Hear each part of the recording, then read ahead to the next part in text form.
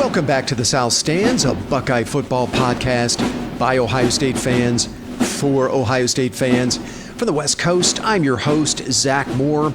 Today is Friday, May 15th, 2026, and thank you for joining me as I talk to myself about Ohio State's 2026 regular season schedule. I want to put the challenge of the 2026 regular season schedule into some historical context because I'm not sure how many fans realize just how daunting this schedule is. I mean, I knew the instant that it came out that it would be historically difficult, but after doing some research, it looks even more difficult than at first blush, at least from my perspective. According to ESPN's SP Plus ranking and Fox's Joel Klatt's post-spring ranking, Ohio State's regular season schedule will feature 6 top 25 opponents. I'll list them here in the order that they fall on the schedule.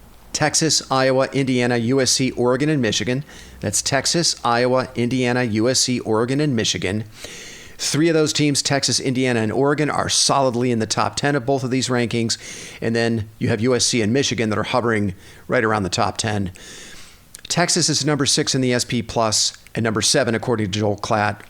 Iowa is number 22 in the SP Plus and number 21 according to Klatt.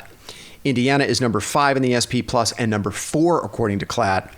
USC is number 13 in the SP Plus and number 10 according to Klatt. Klatt is pretty bullish on the Trojans this season.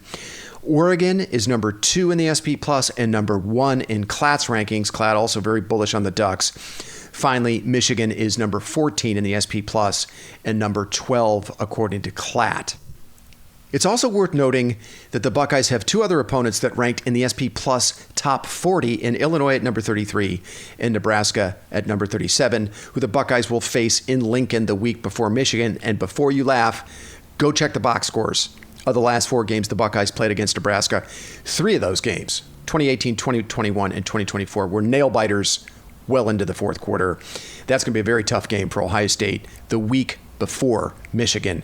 Now, if these rankings hold up, and there's good reason to believe that they will, the 2026 Ohio State schedule will be exceedingly difficult. I'd say only one other Ohio State regular season over the last 40 years would have an argument for being tougher, and I'll get into that in a moment. So I went back over 40 years of Ohio State football history, starting in 1986, to see if I could find a regular season schedule that rivals what the Buckeyes will be facing in 2026. And what I found was regular seasons as difficult as 2026 promises to be are very rare. Since 1986, there have only been 9 instances in which Ohio State's regular season featured 4 opponents that would finish in the top 25 of the final AP poll.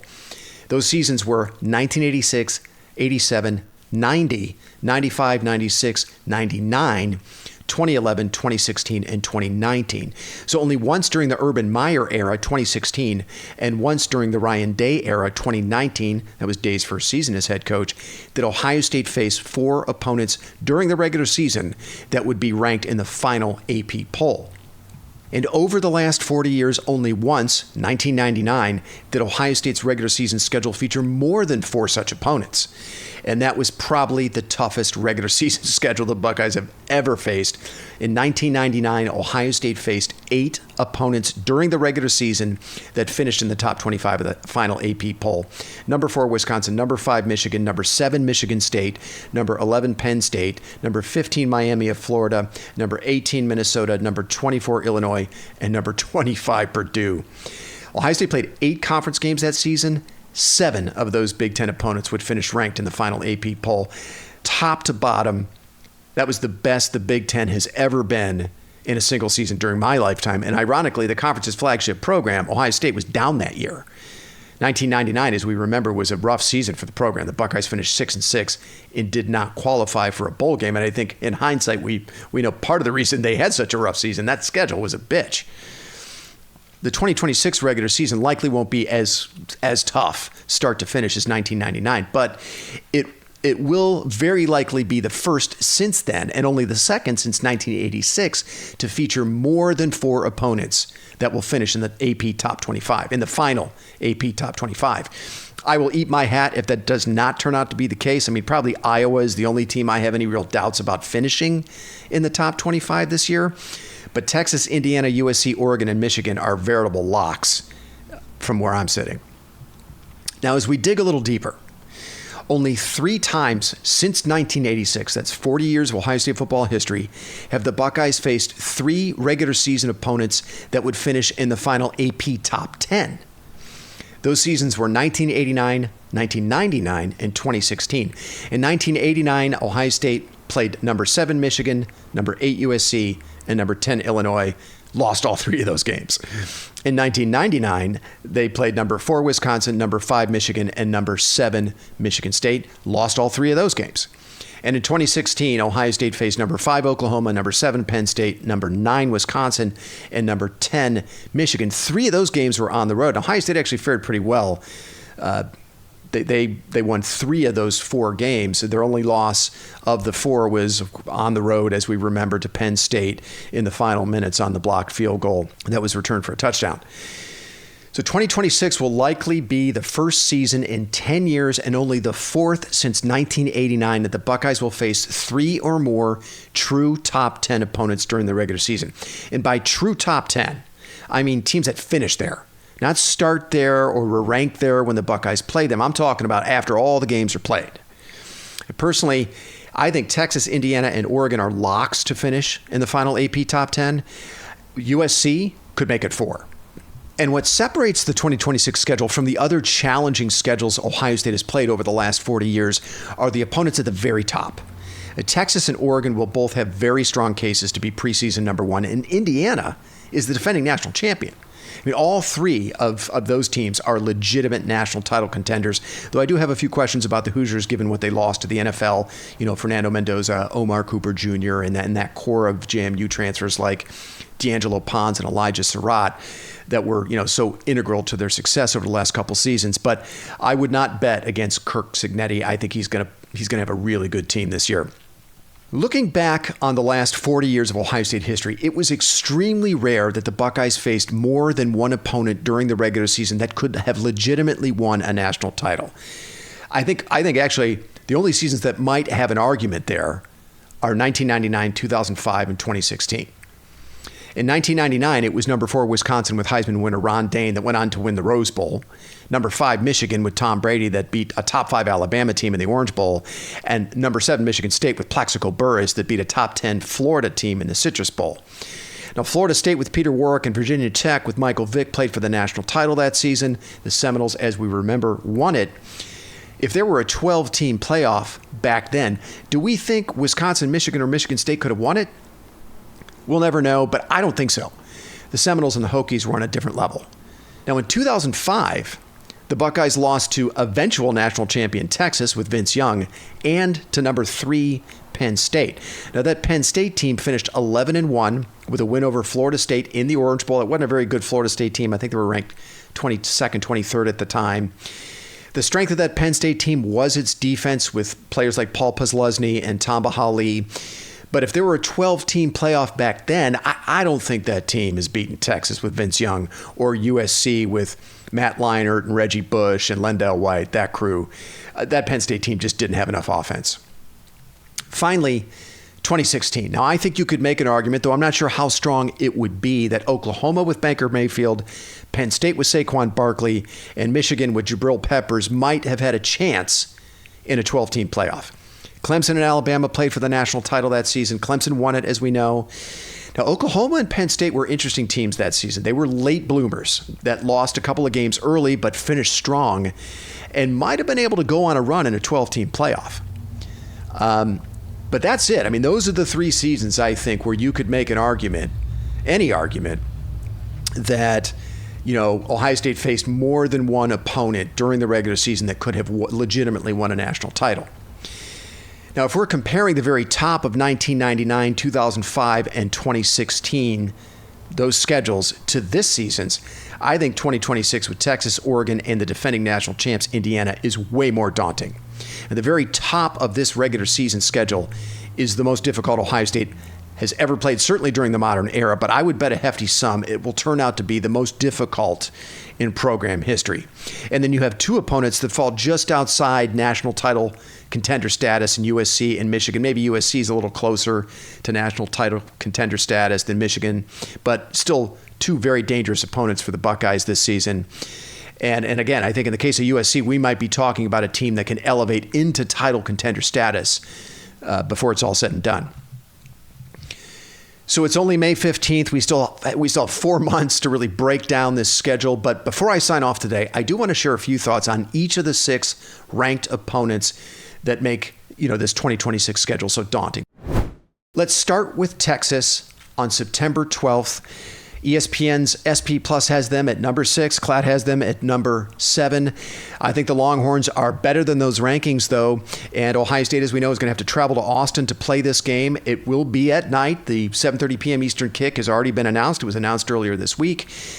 I would expect to see a much better version of Arch Manning in this game than the one that the Buckeyes faced last season in the Horseshoe. Manning finished 2025 strong, leading the whole Longhorns to wins over number 3 Texas A&M and number 18 Michigan in the Citrus Bowl. He accounted for 6 total touchdowns in those 2 games. And against Michigan, Manning threw for 221 yards and ran for another 155. The Longhorns bring back arguably the best pass rusher in the country in Colin Simmons, who finished 2025 with 12 sacks. And they added probably the 2 best players in the transfer portal in linebacker Rasheem Biles from Pitt, who had 17 tackles for loss last season, and wide receiver Cam Coleman from Auburn. I think Coleman and Ryan Wingo, who caught 7 touchdown passes last season for the Longhorns, could be the best receiver duo the Buckeyes will face this season, though Oregon might have a little something to say about that. According to FanDuel, the very early line on this game is Texas minus 1.5. On October 3rd, the Buckeyes will travel to Iowa to play the Hawkeyes in Kinnick for the first time since 2017. And we remember how that game turned out. ESPN's SP Plus has Iowa at number 22. Joel Klatt has them at number 21. Kirk Ferentz will be replacing his starting quarterback and 3 of 5 starters on his offensive line. Phil Parker will be replacing 9 starters on the defense. The Hawkeyes had 7 players taken in last month's NFL draft. Now, of the 6 ranked opponents on this season's schedule, I said it before, I think the Hawkeyes are the most likely to struggle to live up to those rankings. Still, Kinnick is a very tough place to win, even when Iowa's not that good. 2017 showed us that. In most seasons, this would be among the 2 or 3 toughest games on an Ohio State schedule. And the fact that it's probably 5th or 6th, I think, says a lot about how tough this schedule is going to be. 2 weeks later, on October 17th, the Buckeyes travel to Bloomington for a rematch with the defending national champion Indiana Hoosiers. ESPN's SP Plus has the Hoosiers at number 5. Joel Klatt again has them at number 4. And this begins a 3-game stretch over 4 weeks, which includes a bye that will make or break the Buckeyes this season. There's no question about it.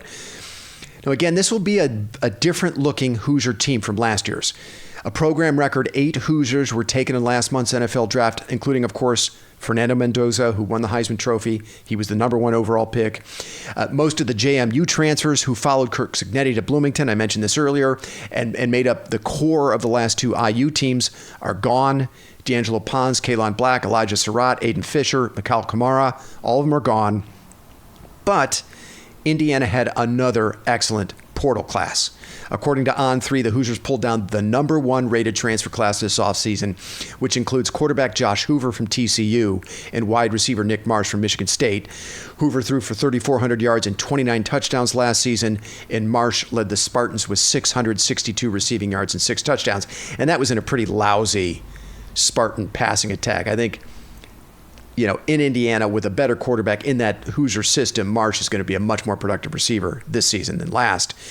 Star linebacker Rolijah Hardy, who had 15 tackles for loss, and left tackle Carter Smith, who was a first-team All-Big Ten selection last season, both return this season. I don't know if Indiana will be as good this season as last, but I think their floor is definitely a playoff team. Again, this game is in Bloomington. In most seasons, this would be the toughest test on Ohio State's schedule. No question about it. But the fact that it's only 1 of 3, maybe 4, that are equally challenging says a lot about the 2026 schedule. 2 weeks later, on October 31st, Halloween, this is probably going to be a night game. The Buckeyes will make their first trip to the Los Angeles Memorial Coliseum since 2008 to play the USC Trojans. ESPN's SP Plus has the Trojans at number 13. Joel Klatt has them at number 10. Now, star receivers Mekhi Lemon and Jacoby Lane are off to the NFL, but Lincoln Riley returns an excellent quarterback in Jaden Mayava, who threw for 3,700 yards and 24 touchdowns last season. He also returns all 5 starters from last year's offensive line, and a very good running back in King Miller also returns. Miller ran for 972 yards at 6.2 yards per carry and 8 touchdowns last season. He was a walk-on. If you watch King Miller play, he does not look like a walk-on. On defense, Riley hired former TCU head coach Gary Patterson this offseason to run that unit. Patterson had some excellent defenses at TCU, so I think it's reasonable to expect a leap on that side of the ball for the Trojans this season. Look, the Coliseum has been a house of horrors for the Buckeyes over the years. In their last 2 games in that stadium, the Buckeyes were outscored 77-6 by the Trojans. Again, in most years, this would be the toughest game on Ohio State's regular season schedule, but in 2026, there are at least 3 others that are likely to be as challenging, if not more, than this USC team. The following Saturday, November 7th, the Buckeyes return home to complete an absolutely brutal back-to-back with the Oregon Ducks in the Horseshoe. Now, like the Longhorns, I think the Ducks have a very strong argument to be preseason number 1. I mentioned it earlier, ESPN's SP Plus at the Ducks number 2. Joel Klatt has them at number 1. The Ducks return the player that might be the number 1 overall pick in the 2027 draft in quarterback Dante Moore. Moore threw for 3,500 yards and 30 touchdowns a year ago. He finished 4th nationally in completion percentage at just under 72%. And look, the Ducks are going to be as good as any team at the skill positions. Evan Stewart, Jeremiah McClellan, and DeCorian Moore all return at receiver. Jordan Davidson at running back will also return. He ran for 15 touchdowns last season. On defense, Tatum Tuioti and Mateo Uiagalelei will both return. Those 2 combined for 27.5 tackles for loss last season, so they'll be very good up front. And the Ducks also brought in star safety Coy Parrish from Minnesota from the transfer portal, so they'll be very good in the secondary again. Look, the Ducks have had their issues in the postseason under Dan Lanning, but not in the regular season. Under Lanning, the Ducks have lost only 2 regular season games over the last 3 seasons. Very impressive. This is going to be a colossal challenge for Ohio State. Finally, on November 28th, it's of course Michigan in the Horseshoe, where the Buckeyes have not beaten the Wolverines since 2019, oddly, weirdly. Michigan, as we know, is under new management with Kyle Whittingham coming over from Utah to run the show after Sherrone Moore's legal troubles ended his 2-year run in Ann Arbor as head coach. Now, according to CBS Sports, Michigan returns 10 starters from last year's squad, 7 on offense, but only 3 on defense. ESPN's SP Plus has the Wolverines at number 14. Joel Klatt has them a little higher at number 12. Personally, I think those rankings are too high because, from my point of view, there are a lot more questions than answers right now for Michigan. I mean, no doubt Whittingham is a huge upgrade over Moore, but how quickly can he change a culture in Ann Arbor that had deteriorated over the last 2 seasons under Moore? That's a big question for me. The second is about quarterback Bryce Underwood's development. Underwood was underwhelming, to say the least, as a first-year starter last season. Only 2,400 yards passing, 11 touchdown passes, and 9 picks for Underwood in 2025. And, another question I have is Kyle Whittingham the kind of coach that can bring out the best from a quarterback like Underwood? I don't know. I mean, when he was at Utah, Whittingham was not really known for churning out, NFL quarterbacks. So, the union of Whittingham and Underwood is another big question for me. Right now, it seems like kind of an odd pairing if given Whittingham's history. But leading rusher Jordan Marshall will return. We remember Marshall gave Ohio State some troubles in last year's game. And leading receiver Andrew Marsh will also be back. So that'll help things for Michigan. If you're a regular listener of this podcast, then I tend to worry and fret about the Michigan game all year round. It is perennially a 10 on the concernometer for me, but I'm not nearly as concerned about this game as in years past, and that's in part because of the questions I just mentioned, but also I think it's a testament to just how historically brutal the rest of the 2026 schedule looks for the Buckeyes. So as we think about the 2026 regular season from a historical perspective over the last 40 years, from a sheer volume of quality opponents, I think only the 1999 schedule exceeds what the Buckeyes will face this year. Again, that schedule featured 8 opponents that would be ranked in the final AP poll. And from the standpoint of top-end elite opponents, I think 2016 is the only regular season that really comes close to what the Buckeyes will be facing here in about 4 months. Again, that schedule featured 4 opponents that would finish in the final AP top 10.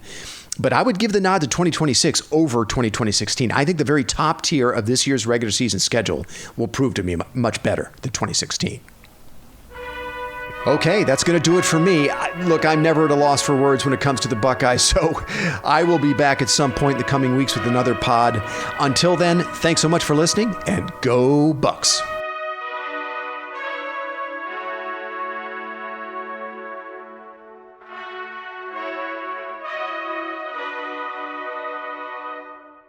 You've been listening to The South Stands, a Buckeye football podcast.